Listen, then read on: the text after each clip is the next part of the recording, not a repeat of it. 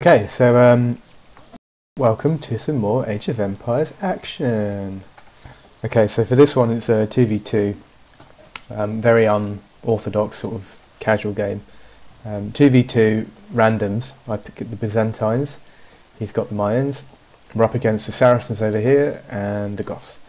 So immediately you can see some pretty heavy offensive situations there.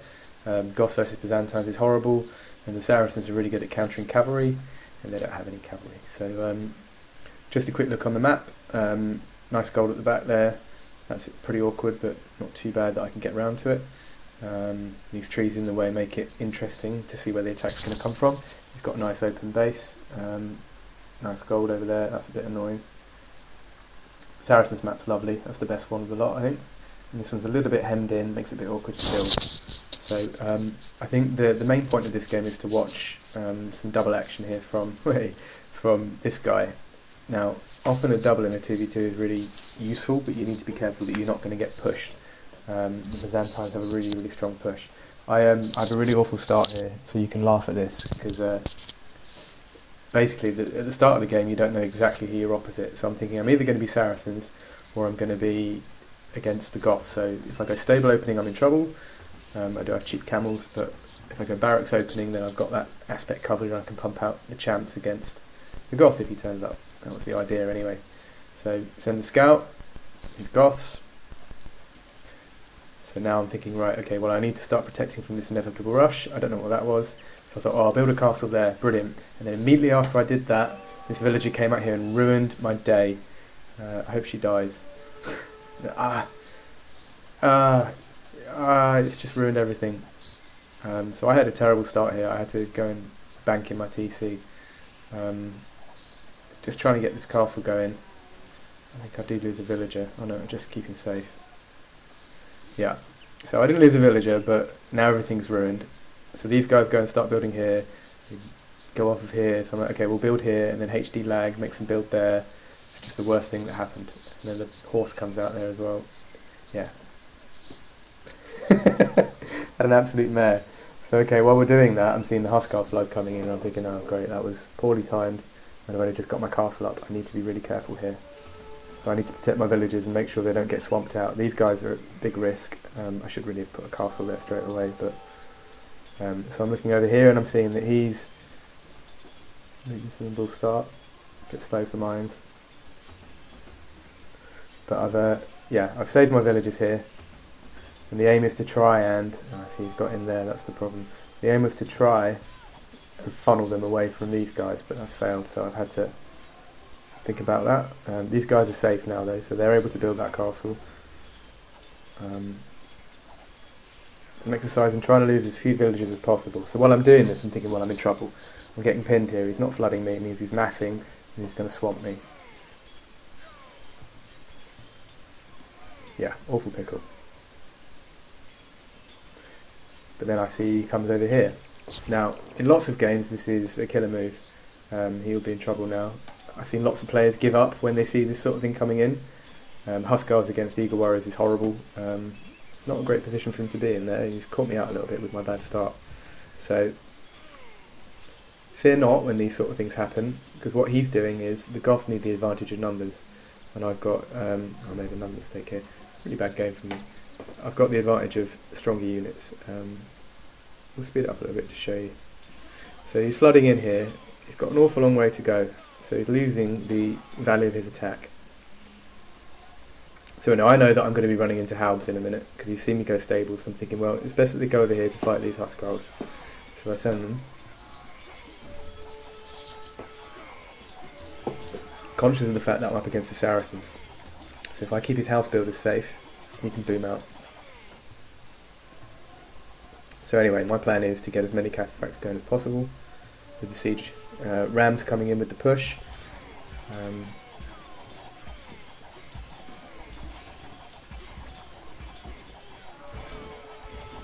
Hopefully just about holds on to the push here.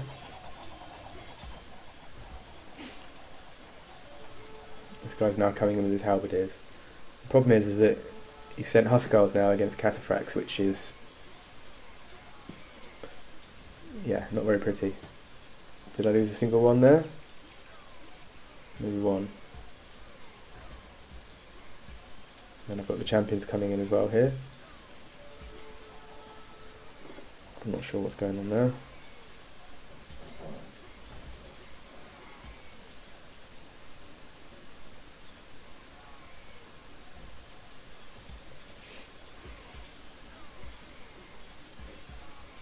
Yeah, they're kind of wrecking balls, those cataphracts, they really are in deathmatch. I've been playing a lot of Random Map recently, and you never see them in Random Map because they're so expensive to get to. I don't know what's happened here with this lag. HD things. But your deathmatch, they absolutely clean up. Yeah, there aren't too many units who can cause an issue. Scorpions. And pound for pound, maybe the Arbalest. I'm sure Spirit of the Law has a video on that. But yeah, flooding with halberdiers is just not the way to go against cataphracts. They just take him down. One.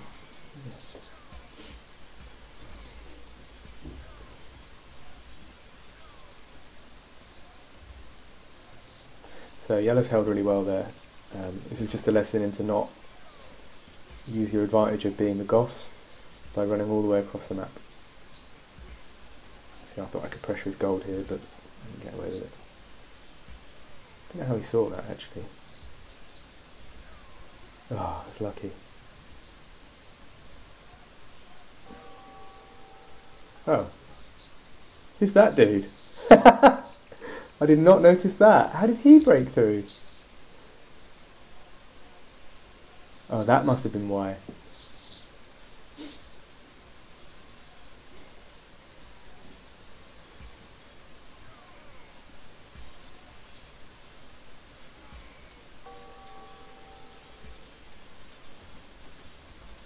Yeah, see, he's still got plenty of resources left, but just onto him too quick.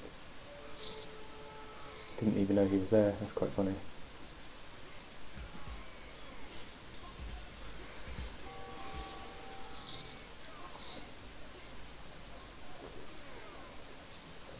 Anyway, there we are.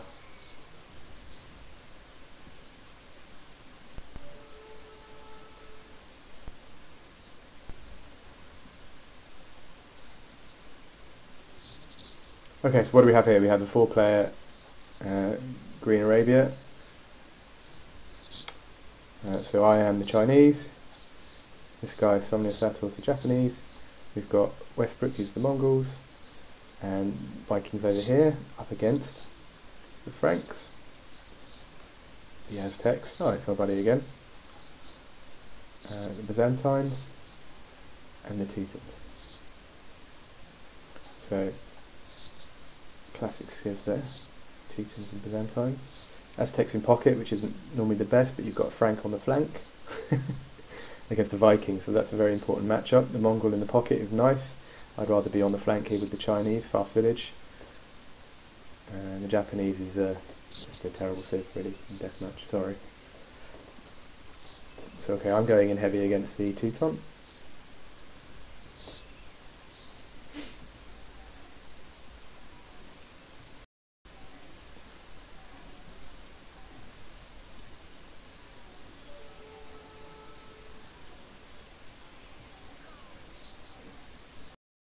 Got camel start into the Franks. A bit late on that. Oh, actually.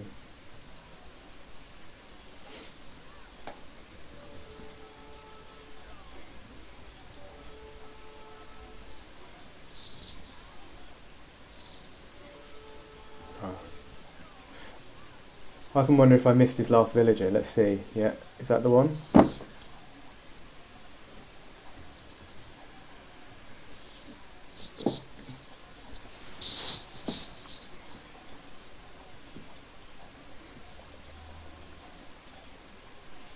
Yeah, there it is.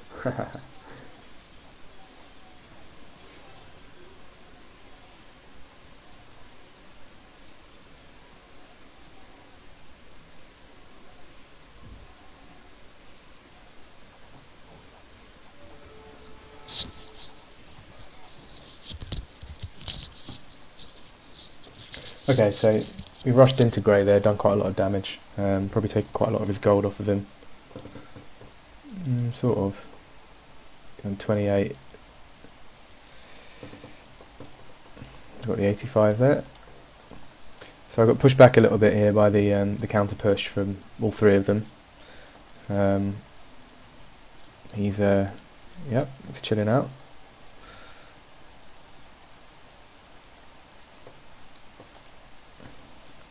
Annoyingly, if you look, I'm patrolling in here, and these units are not even attacking. Ah, that's annoying.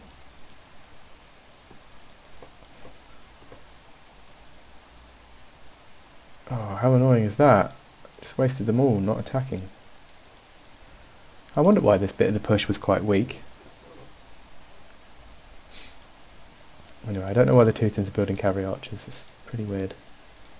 Especially against the Chinese. Anyway, what's going on over here? So we've got the Mongol push up here. And he's on a pretty hard ram push there with Mangadais coming in.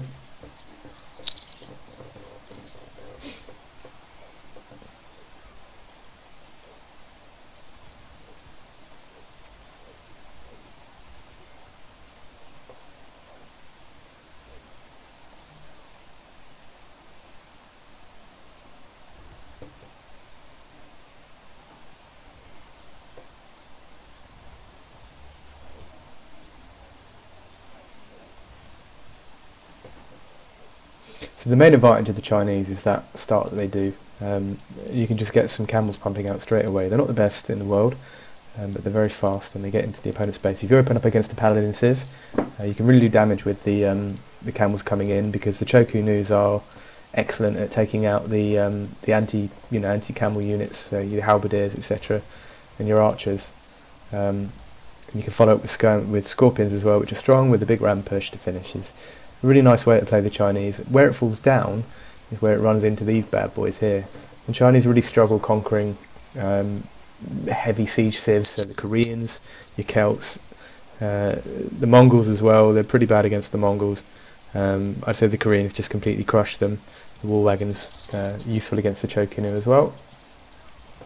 But in this sort of situation, as long as you can focus fire on these onagers and get them down, the Teutomons are a lot harder with the ironclads, so they take a bit longer to take out. I think that actually helped to push me back a bit. You can really push some gains. So here's a different version of the Byzantine push that you saw in the last game. So I've noticed that the middle here is quite weak. Both of us are pushing hard on our flanks. He's a 2k player, HD that is, and I am as well. Flanks are, I think they're around 1700, so it's a pretty balanced game. These boys are all 1800.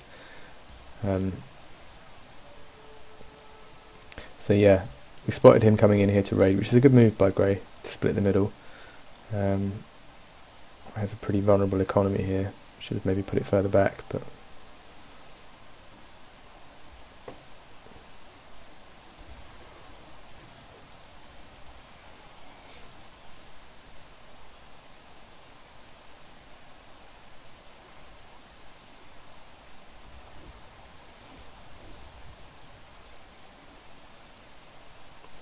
so blue's getting pushed quite hard here. This was a good move in the middle here.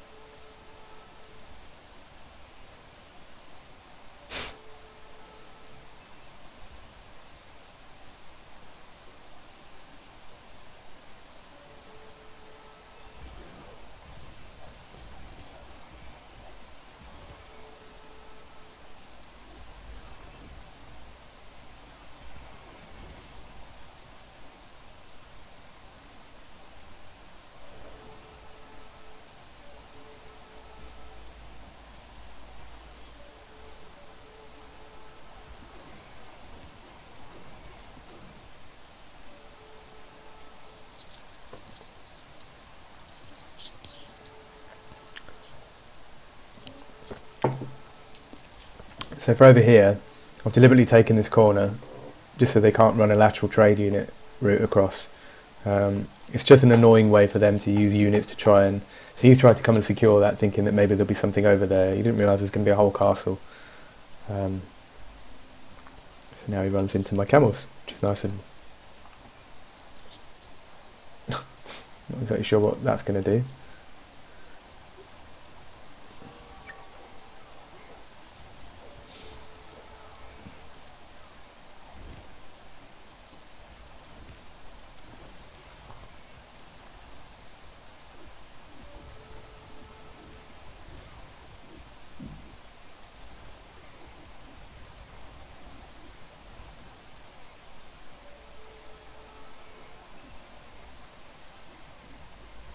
Oh, did we get a big shot? Oh.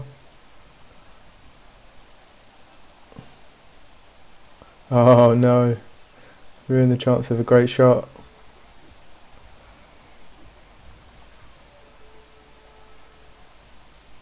Oh.